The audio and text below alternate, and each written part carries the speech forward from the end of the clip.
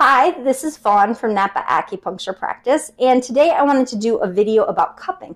So I have a volunteer behind me. I'm going to demonstrate how to do cupping, but first I wanted to just say a little bit about cupping. So this is the legalese warning stuff. So I would recommend you consult with an acupuncturist before doing this so that they can tell you where to place the cups, also explain how to do it. Do not cup over open skin if you have rashes. Don't do cupping by yourself if you're pregnant. You never cup on top of bones. So those are the most important things to remember in terms of safety for cupping. The other thing is to avoid areas where there is hair because it prevents the suction. So make sure you have the person tie up their hair so that you can have access to the area. The other thing is that you will have marks after cupping, and the marks are super important. They help us know what's going on in your body. The color tells us things about your body as well. So you will follow the cupping color is essentially what we're doing. So the areas that get more color, we'll put more cups around it. And then know that the marks will last a couple of days, up to 10 days. So I always tell patients, if you're going to be in a beauty pageant, if you're going to a wedding, something like that, don't do cupping ahead of time because we can't guarantee that the marks will be gone. The marks look like bruises, but they're not actually bruises. Because when you cup again, it will only show the color between where you've already cupped. And if they were actual bruises, they would get the marks every time, and they don't do that with cupping.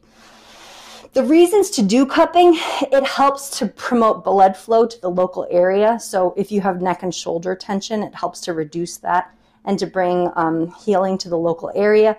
It gets rid of dead cells, and it is good for the lymphatic system to get the lymph system flowing in the local area.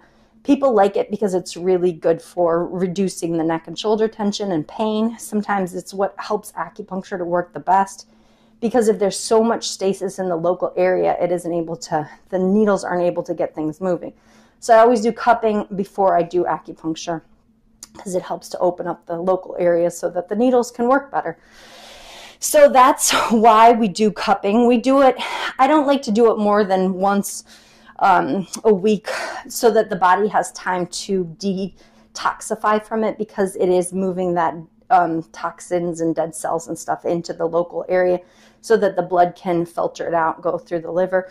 So I make sure to tell people to drink lots of water and to keep the area warm after cupping. So not like sitting under an air conditioning vent or having a fan blowing on it. So it's like baby skin. You want to protect it. So that's the introduction to cupping, and now we're going to have a little demonstration. So I only do suction cupping at the clinic. Traditionally, it's done with glass cups and fire, but we don't do that here. We only do suction cupping. So here we go. This is my model for the day. So this is a suction gun that we use, and it pumps like this and takes the air out. And so I'm going to palpate and touch, and you tell me, is it sore right here? Okay, so then I place the cup, making sure her spine is here. Then see, it didn't stick, so then we do it again. Making sure there's no hair in the local area that will prevent it from sticking, and make sure that you get a good seal on it. And then depending upon the color is how long I leave the cups on. So people who have more stasis, more congestion in the local area, sometimes they can only go for 30 seconds to a minute.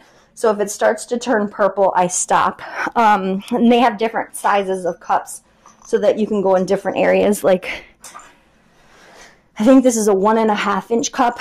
And I like to use these higher up on the neck, like here, because it's a smaller area. Sometimes they just fall off on their own, and you just have to keep putting them back on. And sometimes they don't stay at all, in which case you just got to find a new place to put it. So she's going to sit here for, depending upon how much color she gets. See, if you can see, this one's already starting to get kind of a magenta color. You got to make sure that there are no blisters, which is something that can happen. So it's always good to have someone else with you when you're doing the cupping so they can monitor the colors. Or just come into NAP and add it to your visit. So there you have it. If you have any questions, feel free to leave us some feedback.